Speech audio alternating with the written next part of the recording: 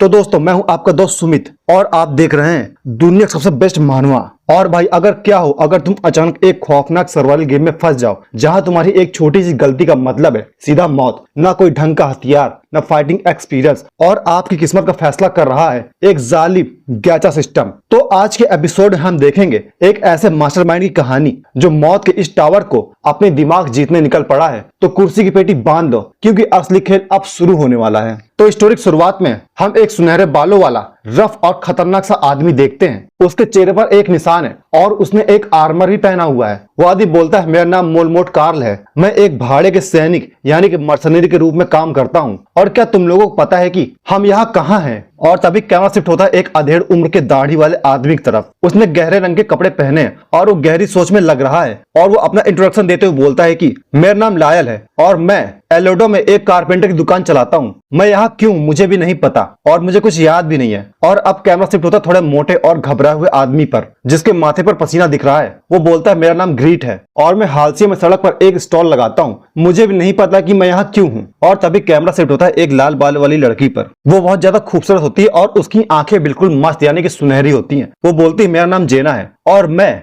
एक दूर दराज के जंगल में रहती थी, मुझे भी कोई आइडिया नहीं है कि यहाँ क्या चल रहा है। फिर उस लड़की के इंट्रोडक्शन के बाद हम दूसरे लड़के को देखते हैं। वो बोलता है, जो कि काले बालों वाला शांत और रहस्यमय सा दिखने वाला लड़का है। वो खुद को इंट्रोड्यूस करता है और कहता है, मेरा नाम इस्लात खान है, मैं एक किसान था और मुझे भी नहीं पता कि मैं यहाँ क्यों हूँ। और तभी कैमरा जूम आउट होता है और हम देखते हैं एक बहुत बड़ा डरावना और रहस्यमय खंडहर जहां आसमान में अंधेरा है और 11 लोग एक साथ खड़े होकर इस अनजान जगह को देख रहे हैं। बैकग्राउंड में एक अजीब सी खौफनाक शांति भी है, मतलब ये लोग भाई कहीं से टेलीपोर्ट हो गए हैं और यहाँ पे आकर फंस गए हैं, ठीक है। और भाई इन 11 लोगों में से किसी को नहीं पता कि वो कहाँ है और यहाँ कैसे आए हैं। तभी उनमें से एक बोलता है, हम कहाँ हैं? क्या ये कोई सपना है क्या? तभी दूसरा बोलता है, अरे अभी तो फसल काटने का मौसम है। और भाई भीड़ में धीरे धीरे घबराहट और पैरानोइया बढ़ने लगता है। और पैरानोइया का मतलब मुझे नहीं पता है यार। तभी उनमें से एक आदमी डरते हुए कहता है, क्या हमें किसी जादूगर ने यहाँ घसीट कर लाया है ताकि हम पर एक्सपेरिमेंट कर सके? तभी मोलमोट कार उस आदमी से बोलता है, इस तरह की बकवास मत करो यार। तभी लाइली बोलता है, एक बात तो तय है कि यहाँ मौजूद हर कोई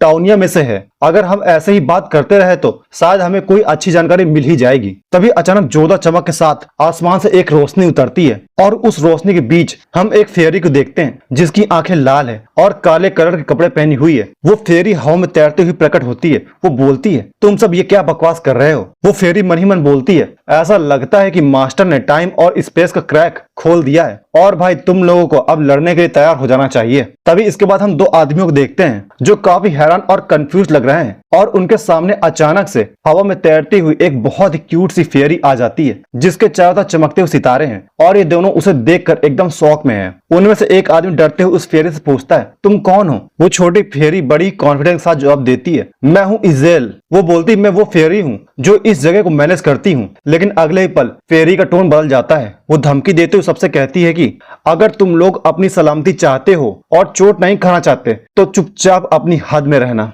तभी ये बात सुनकर वहां मोलमोट आ जाता है। वो गुस्से में उस फेरी से पूछता है, क्या तुम ही हो वो जो हमें यहाँ खींचकर लाई है? और वह फेरी मोलमोट को इग्नोर करके बड़े रूखेपन से कहती है, इसमें तुम्हारा कोई लेना देना नहीं है। और भाई फेरी की ये बात सुनकर मोलमोट का ईगो हर्ट हो जाता है। वो अपनी म्यान से तलवार निकालते हुए कहता है, तुम कितनी बेशर्म फेरी हो, हमें किडनैप करने के बाद भी ऐसी बातें कर रही हो और अब तो मैं तुमसे सारी इंफॉर्मेशन उगलवाऊंगा। और वह फेरी मोलमोट को देखकर एक गहरी सांस लेती है। फेरी के चेहरे पर बिल्कुल भी डर नहीं है बल्कि वो इन सबसे बोर हो रही है। फेरी मोलमोट से शांत आवाज में वार्निंग देते हुए कहती है, ये बेवकूफी जैसी हरकतें बंद करो वरना तुम अभी के अभी मारे जा सकते हो। लेकिन भाई मोलमोट वो कहाँ किसी सुनने वाला था। वो अपनी पावर एक्टिवेट कर लेता है। उसके चारों तरफ एक भयंकर नीला ऑरा और बिजली कड़कने लगती है। वो अपनी तलवार तान कर फेरी को नीचे दिखाते हुए कहता है, तुम इतनी छोटी होकर भी बहुत बड़ी बड़ी बातें कर रही हो। पर यह देखकर फेरी के चेहरे पर अचानक से एक बहुत ही खौफनाक और शैतानी स्माइल आ जाती है। वो कहती है, उफ, तुम ऐसी हरकतें क्यों कर रहे हो? और फिर मोलमोट अपनी फुल स्पीड में फेरी की तरफ हमला करने के लिए दौड़ पड़ता है। मॉलमॉन चिल्लाते हुए कहता है, पहले मैं तुम्हें तमीज सिखाऊंगा। लेकिन अगले ही पल सीन एकदम पलट जाता है। मॉलमॉन की आंखों की पुतलियां फटी फटी रह जाती हैं और उनमें खौफ और मौत का डर साफ दिखाई देने लगता है। उसका चेहरा शौक से सुन्न पड़ चुका है और तभी अचानक हवा में खून के छींटे उड़ने लगते हैं और बूम, पलक झपकते ही एक भयंकर अटैक के साथ मॉलमॉन का सिर धड़ से अलग होकर फट जाता है और चारों तरफ सिर्फ खून ही खून का फव्वारा छूट रहे होते हैं। ऊपर स्क्रीन पर एक सिस्टम मैसेज पॉपअप होता है, मॉलमॉन्ट देवी के शरण में वापस लौट गया है। उसकी लड़ने की स्पिरिट को हमेशा के लिए याद रखा जाएगा। और भाई फेरी हवा में आराम से तैरते हुए ये सब कुछ देख रही होती जैसे कोई बड़ी बात ही ना हो। और भाई तभी कैमरा जूम आउट होता है जहां पर मॉलमॉन्ट की बॉडी तो खड़ी है पर उसका कटा हुआ सर जमीन पर गिरा पड़ा है फुटबॉल की तरह। लेकिन तभी अचानक एक सिस्टम विंडो पॉपअप होती है जिस पर मजाकिया और टेरिफाइड लाइंस लिखी होती हैं। उस पर लिखा होता है, मौत का कारण स्ट्रेस की वजह से सुसाइड। लेकिन सच्चाई तो वहां खड़े सभी लोगों को पता थी। और भाई बाकी लोगों के चेहरे तो देखो, उन सबकी डर के मारे हालत टाइट हो जाती है। और भाई तभी एक आवाज गूंजती है और वो कोई और नहीं बल्कि फेरी बोल रही होती है। वो बोलती है, मैंने कहा था ना कि बेवकूफों वाली हरकत मत करना जब तक मरना न चाहते हो। अगर मेरी बात सुन ली होती तो आज ये हाल नहीं होता। और भाई फेरी के चेहरे को देखकर तो लग रहा है कि जो गाइड का काम कम और विलन ज्यादा लग रही है। उसकी आंखें पूरी तरह लाल और चमक रही होती हैं और चेहरे पर एक एकदम साइको वाली इविल स्माइल है। वो सीधे धमकाते हुए कहती है, मुझ पर हाथ उठाने की गलती की तो उसी वक्त मौत मिलेगी तुम सभी को। और ये सेल्फ डिफेंस था, समझ गए ना भाई। इस छोटी सी परी का एटीट्यूड तो अलग ही लेवल पर है। लेकिन भाई वहीं पूरा ग्रुप फुल पैनिक मोड में आ चुका था। सब एक दूसरे को देखकर चिल्ला रहे थे कि क्या वो मर गया, ये सब चल क्या रहा है यहाँ। और एक बंदा डर के मारे चिल्लाता है, आखिर तुम चाहती क्या हो हमसे, सीधे सीधे हमसे बता दो ना। वो बेचारे समझ ही नहीं पा रहे हैं कि इस आफत से कैसे बचें। तभी फेरी हवा में फ्लॉट करते हुए उस मरे हुए बंदे की तरफ बिना देखे एक क्रीपी स्माइल के साथ जवाब देती है, मैं क्या चाहती हूँ, मैं बस ये चाहती हूँ कि तुम सब चुपचाप मेरी बात मानो और जोरदार लड़ाई लड़ो और जीत के आओ। बस इतना ही तो है, काफी आसान है ना। और भाई फेरी के लिए इनकी जिंदगी एक छोटे से गेम ज्यादा कुछ भी नहीं है। और तभी स्क्रीन पर एक और गेम जैसा सिस्टम प्रॉम्प्ट आता है। उसमें लिखा होता है, a party has been formed, drag and drop the heroes. इसका मतलब यह है कि एक पार्टी बन चुकी है, हीरोज को ड्रैग एंड ड्रॉप करें। और भाई ये देखकर फेरी की आंखें और बड़ी हो जाती हैं और वो बहुत ज्यादा एक्साइटेड हो जाती है। तभी सिस्टम लगातार फ्लैश होने लगता है और मजबूरन सबको उस गेम का हिस्सा बना लिया जाता है। एक के बाद एक नोटिफिकेशन आती है, लाइली रेंटो, मार्लिन, कैलकार्ड एंड जैक्सन, इन सबको पार्टी 1 में फोर्सफुली ऐड कर दिया गया है। अब इनके पास पीछे हटने का कोई रास्ता भी नहीं बचा यार। और भाई ये सब देखकर फेरी का ऑरा एकदम बदल जाता है। वो नीचे से ऊपर देखते हुए एक बहुत ही विशाल और इम्पोजिंग फिगर लग रही है। वो बड़े जोश और गुस्से में चिल्लाती है, the master has finally started, everyone gets ready. और इसका मतलब यह है कि मास्टर ने आखिरकार शुरू कर ही दिया, सब लोग तैयार हो जाओ। और भाई अब एक्शन असलियत में शुरू होने वाला है यहाँ पर। और तभी भाई स्क्रीन शिफ्ट होता है जहाँ पर फेरी एक बेहद बड़े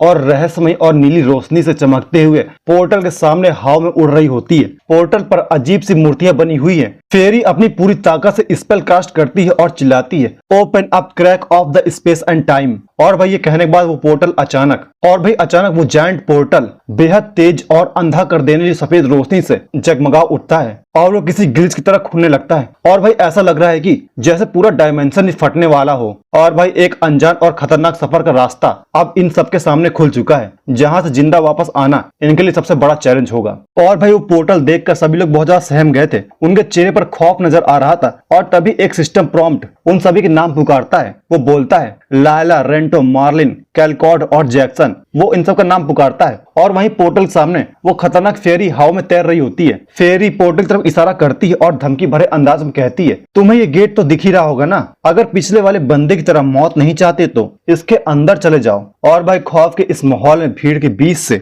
इस्लात हान आगे आता है और अब से इसे हम हान बुलाएंगे। और हान की हिम्मत देखकर फेरी चिढ़ जाती है और मुझे लगता है भाई यही अपना मेन कैरेक्टर है। ठीक है, हान बिना डरे फेरी से सीधे मुद्दे की बात करता है। वो कहता है, तुम भी टावर चढ़ना चाहती हो ना, तो मास्टर को हथियार का चुनाव करने दो। तभी हान फेरी को सच का आईना दिखाते हुए कहता है कि हम सब सिर्फ 1 स्टार हीरोज है और हमारे पास ढंग के बेसिक वेपन्स तक नहीं है। तभी हान अपनी बातों को और ज्यादा लॉजिकल बनाते हुए फेरी से पूछता है, क्या तुम हम सबको कहीं सुसाइड स्क्वाड बनाकर तो नहीं भेजना चाहती उस पोर्टल के अंदर। और भाई वहीं खड़ी पीछे जेना ये बात सुनकर पूरी तरह से कंफ्यूज हो जाती है। वो सोचती है कि ये टावर क्या है, और ये लड़का किस बारे में बात कर रहा है। तभी हान गेम मास्टर पर प्रेशर बनाते हुए कहता है, अभी अभी एक कीमती 2 स्टार हीरो मारा गया है, क्या तुम्हें कम से कम इतना तो अलाउड नहीं करना चाहिए। और भाई तभी इसके बाद हम मोलमॉन्ट की मरी हुई बॉडी को जमीन पर देखते हैं, जो कि 2 स्टार लेवल 1 का प्लेयर था, जिसकी एचपी अब 0 हो चुकी है। फेरी उस लाश को देखकर अपनी ठुड्डी पर हाथ रखती है और सोच में पड़ते हुए मान जाती है। वो मनी मन बोलती है, ये बात तो सच है। और तभी स्क्रीन पर एक मैसेज फ्लैश होता है जिसमें लिखा था, मास्टर, हीरोज के पास इक्विपमेंट नहीं है और आगे की बैटल को स्मूथ बनाने के लिए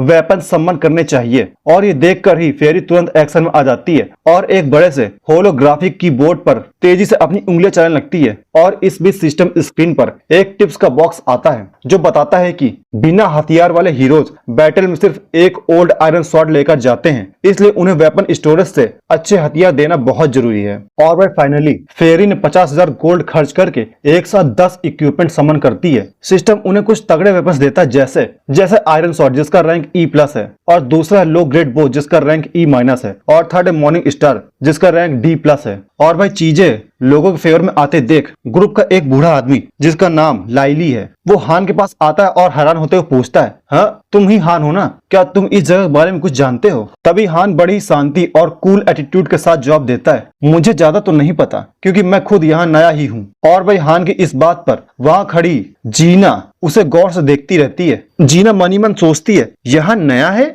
ये बंदा। तभी अचानक जीना बाकी सबको सीरियस टोन में वार्निंग देती है और कहती है, मुझे बस इतना पता है कि अगर तुम लोगों ने सही से काम नहीं किया तो तुम सब मारे जाओगे। और भाई यहाँ से सिचुएशन डार्क होने लगती है। तभी हान एक तरफ इशारा करता और कहता है, सबके लिए यही बेहतर होगा कि वहां से अपने अपने हथियार उठा लो। तभी हान का चेहरा बिल्कुल सीरियस हो जाता है और वो आगे कहता है, जल्द ही शुरू होने वाला है। और भाई हान की ये बात सुनकर उस बुढ़ाऊ लाइली के होश उड़ जाते हैं। वो चिल्लाता है, शुरू क्या शुरू होने वाला है। हान बहुत ही कैजुअली जवाब देता है, बैटल। और भाई ये सुनते ही लाइली की पैरों तले जमीन खिसक जाती है। वो बोलता है, बैटल? क्या तुमने अभी बैटल कहा? बेचारा लाइली अब पैनिक करने लगता है। वो बोलता है, मुझे लड़ना नहीं आता, मैंने आज तक कभी लड़ाई ही नहीं की, मैं तो मक्खी तक नहीं मारी, अपनी जवानी में भी मैंने कभी लड़ाई नहीं की। और तभी पीछे से एक आवाज आती है, पहले अपने हथियार चुनो उसके बाद सोचना। मौत का डर सबसे बड़ा होता है बॉस, इसलिए सभी लोग अपने अपने हथियार उठा लेते हैं। और उनमें से लाइली ने उठाया था एक स्पाइक्ड मेस और वो कहता है, मैं ये लूंगा। और भाई मौत का खौफ देखकर सभी लोग अपने अपने लिए हथियार ले लेते हैं। सभी की शकल में 12 बजे हुए हैं और सभी की आंखों में डर दिख रहा है। अब ये पांचों लोगों का ग्रुप धीरे धीरे आगे बढ़ता है। हथियार तो उठा लिया पर किसी के पास फाइटिंग का कोई एक्सपीरियंस नहीं था और इसलिए भाई डर के मारे सबके पसीने छूट रहे होते हैं। तभी इसके बाद हम पोर्टल देखते हैं जहाँ पर फेरी भी खड़ी होती है। तभी लाइली फेरी से एक सवाल करता है, क्या यहाँ लाशें नहीं है, क्या कोई जादू है। तभी फेरी कड़क आवाज में बोलती है, बकवास बंद करो, तुम पांचों को अभी के अभी इस गेट के अंदर जाना है, ठीक है, और इसलिए ज्यादा मुझसे सवाल मत करो नहीं तो मारे जाओगे। और भाई जैसे ही लाइली उस पोर्टल की तरफ पहुंचता है और वहां हाथ डालता है तो वहां से एक बिजली कड़कती है और ये देखकर लाइली और वहां खड़ी एक औरत के पसीने छूट जाते हैं क्योंकि उनको बहुत जोर झटके पड़े थे। वह हकलाते हुए पूछते हैं, ये क्या है। वो सभी लोग इस गेट के अंदर जाने से डर रहे थे क्योंकि पता नहीं है भाई इस पोर्टल के अंदर कौन सा मॉन्स्टर उनका इंतजार कर रहा है। और भाई उन सबको घबराता हुआ और टाइम वेस्ट करना देख फेरी बड़ी जोर चिल्लाती है और गुस्से में कहती है, टाइम वेस्ट करना बंद करो और अभी के अभी सभी अंदर जाओ। और तभी इसके बाद कैमरा शिफ्ट होता है हान और जीना की तरफ, जहाँ हान ने ई रैंक की लो ग्रेड लकड़ी यानी कि शील्ड पकड़ा हुआ होता है और वहीं पीछे जीना खड़ी है। वो हान को देखते हुए सोच रही होती है, क्या ये बेवकूफ सच में इस शील्ड का इस्तेमाल करने वाला है, क्या मुझे ये शील्ड उससे छीन लेनी चाहिए। और भाई जीना हान को देखकर बड़ी कंफ्यूज लग रही है और इसलिए जीना हान से पूछ ही लेती है कि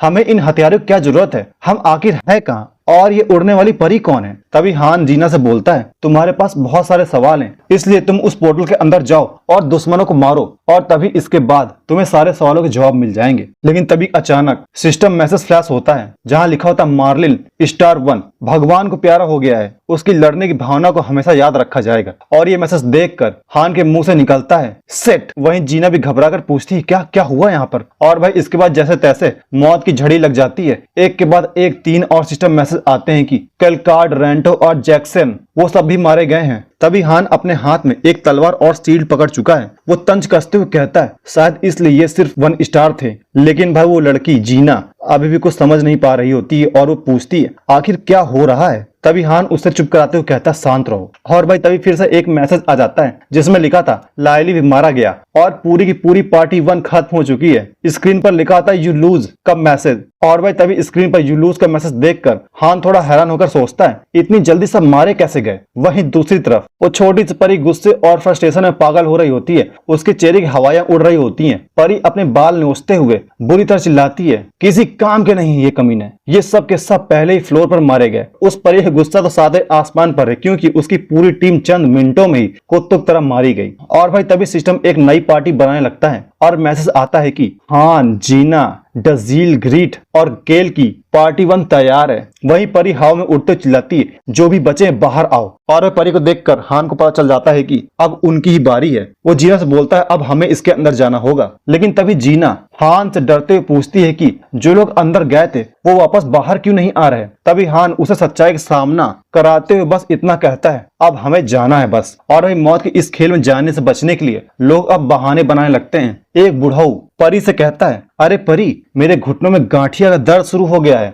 मैं अब चल नहीं सकता, प्लीज मुझे छोड़ दो। परी उसे घूरते हुए कहती है, गांठिया, तुम तो अभी बिल्कुल ठीक चल रहे थे। वो बुढ़ऊ ढीठ बनकर कहता है परी से, अरे दर्द तो अभी अभी शुरू हुआ है ना, इसमें मैं क्या कर सकता हूँ। तभी परी गुस्से में फुफकारती है, तुम नालायक कहीं के। तभी जीना उस बूढ़े को कॉलर से पकड़कर घसीटते हुए कहती है, फिलहाल चुपचाप हमारे साथ चलो, जिंदा रहने के लिए हमें एक दूसरे की मदद करनी होगी। और भाई अभी बूढ़ा जमीन पर पड़ा चिल्ला रहा है। वो बोलता है, मैंने कहा ना मुझे गांठिया है। लेकिन भाई तभी परी का पारा हाई हो जाता है और वो चीखती है, अपना मुंह बंद कर साले, शट द फक अप, बस चुपचाप खड़े रहो और तैयार हो जाओ अंदर जाने के लिए। भाई यहाँ का माहौल इतना ज्यादा खतरनाक था ना कि वहां पे एक बंदा डरते हुए कहता है, भाई मैंने तो आज तक एक भाला भी नहीं पकड़ा, हमें आखिर किस चीज से लड़ने के लिए तैयार होना है। लेकिन वहीं खड़ा अपना मेन कैरेक्टर यानी कि हान एकदम शांत और फोकस में है। वो हाथ में तलवार और शील्ड लिए ऐसे खड़ा है जैसे कि वो किसी बड़े धमाके के लिए तैयार हो। लेकिन तभी उन लोगों के सामने एक बहुत बड़ा चमकता हुआ नीला पोर्टल खुल जाता है, उसमें से बिजली कड़क रही होती है और पीछे से किसी की मोटिवेशनल आवाज आती है। वो आवाज कहती है, सब लोग तुम ये कर सकते हो। लेकिन इस खौफनाक पोर्टल को देखकर एक मोटा आदमी की तो हवा टाइट हो जाती है। वो डर चिल्लाता है, यार मेरा पेट अचानक से दर्द कर रहा है, मुझे जाने दो।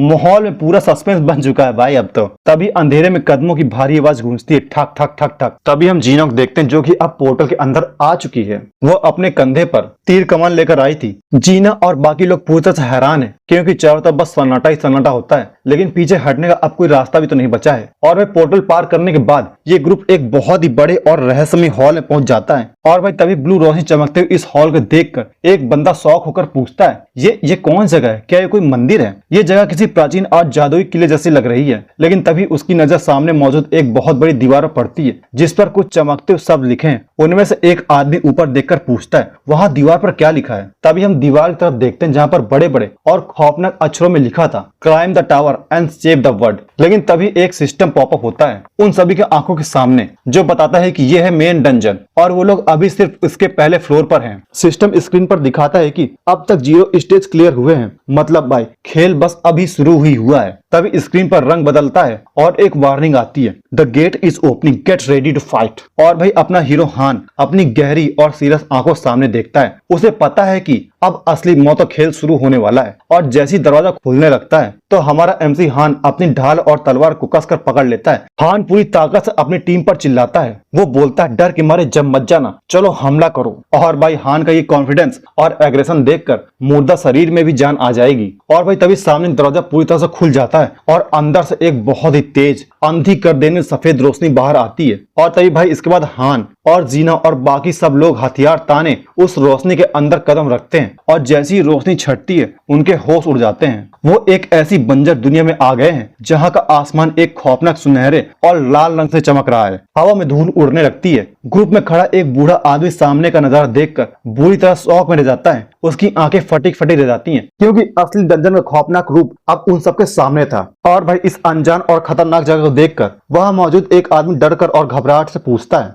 हम लोग कहाँ आ गए? और तभी उसी वक्त हान एक बेहद कूल और शांत अंदाज में अपनी बड़ी तलवार को कंधे पर टिकाते हुए जवाब देता है, और कहाँ, ये बैटल फील्ड है भाई। लेकिन तभी अचानक उनके सामने आते हैं खूंखार और भयानक दिखने वाले लेवल 3 के गॉब्लिन्स। उनके हाथों में नुकीले हथियार हैं, लाल आंखें उनकी चमक रही हैं। और भाई इन गॉब्लिन की शक्ल देखकर किसी भी आम इंसान की रूह कांप जाएगी। और भाई यहाँ आते आते अब गेम बहुत ज्यादा सीरियस हो चुका है। आसमान में एक बहुत बड़ा सिस्टम प्रॉम्प्ट चमक उठता है। उस पर साफ साफ लिखा है कि floor 1 mission type subjugation objective, अपने दुश्मन का नाम और निशान मिटा दो। यानी अब सर्वाइवल का खेल शुरू हो चुका है। यहाँ से पीछे हटने कोई रास्ता नहीं है, या तुम मरो या फिर मारो। लेकिन इससे पहले कोई लड़ाई शुरू हो जाए, हमारी पार्टी के 3 कमजोर और डरपोक लोग मौत को सामने देखकर उल्टे पैर मैदान छोड़कर भागने लगते हैं। और वह हीना उन सबको इस तरह पीठ दिखाकर भागते हुए देखकर पूरी तरह से हैरान रह जाती है। और भाई वो डरपोक लोग बस अंधे होकर भाग ही रहे होते हैं कि अचानक धड़ाम वो एक इनविजिबल दीवार से जाकर टकरा जाते हैं। और ये देखकर जीना चौंक जाती है, क्या एक दीवार?